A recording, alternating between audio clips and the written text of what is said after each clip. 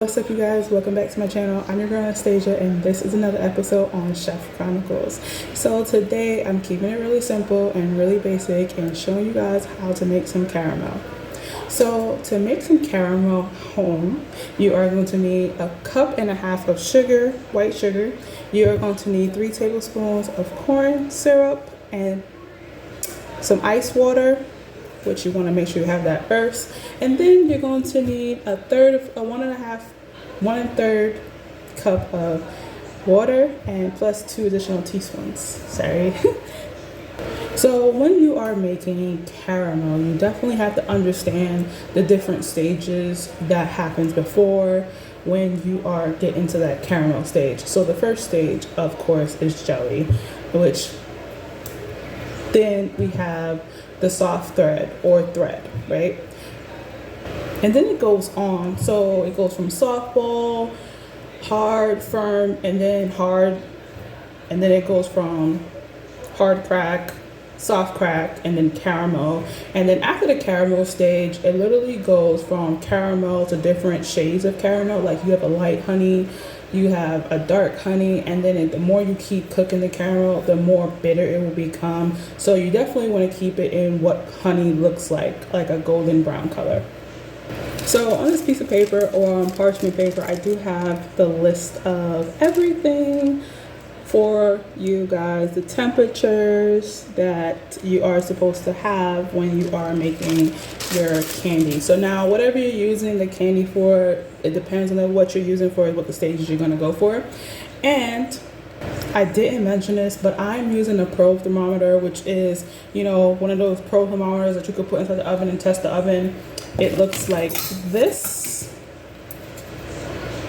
But you could definitely go inside Walmart and buy a candy thermometer. I think I have one of those. Let me see.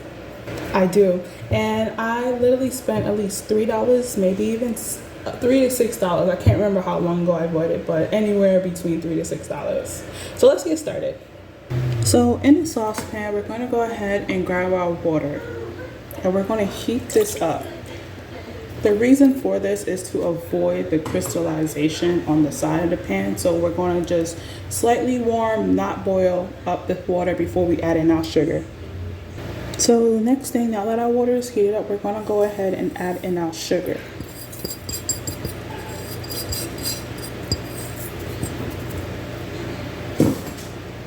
You definitely want to avoid stirring once you add in the sugar.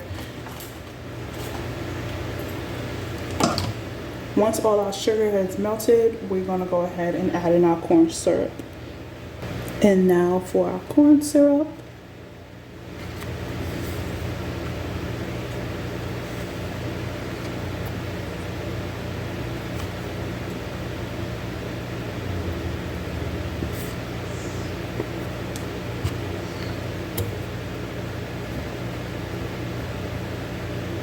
So we're not stirring. Now let it come up to a boil, and there's 2 ways that you could do it. For the first few minutes, you definitely want to either cover it with a lid or use a pastry brush. I'm using a rubber pastry brush and some hot water, and you definitely want to just clean off the sides. So this helps it from crystallizing. And if you are using a candy or a probe thermometer, you don't want to have it no far in than an inch. You don't want it to touch the pan because then it would read it wrong. So you see it is coming up. So I'm going to go ahead and put in my thermometer. So if you have a probe thermometer, you can literally just alert it at the different stages and you can just watch it. So currently our first stage is softball stage, which we're at the softball stage. So you're going to just take some out, and you see when I'm cleaning it, I'm not putting my pastry brush in there. I'm dipping it in some hot water and just cleaning off the sides.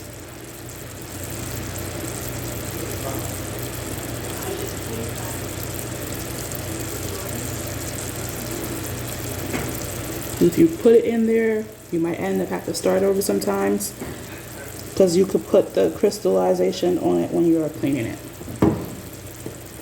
So when you are doing candy, you definitely want to have a spoon in handy, and sometimes if you're using like a darker pot, you can never tell what color it is. It may look darker. So definitely have a spoon and have a piece of paper so that way you can look to see, you know, what color it is, so that way it's not over. You may think it's not caramelized, over caramelized, but it's just because the pot could be black.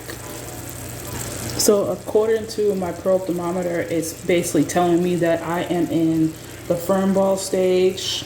I'm going to let it go up to 250 degrees Fahrenheit.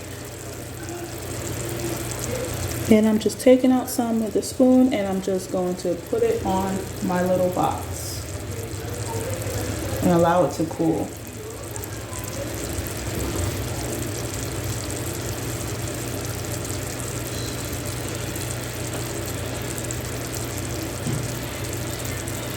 As you can see, the color is starting to change a little bit. It's like a clear color compared to when it was first starting. It's more of a cloudy color. That's why you do not want to stir it, because eventually it will melt on its own.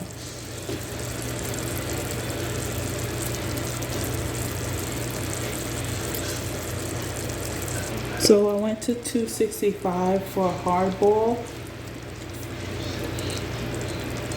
So I just did my soft crack stage, and now I'm going to at least 310 degrees Fahrenheit for a hard crack stage. So when you are doing caramel, as you can see, it's starting to caramelize a little bit, and we're at 318 degrees.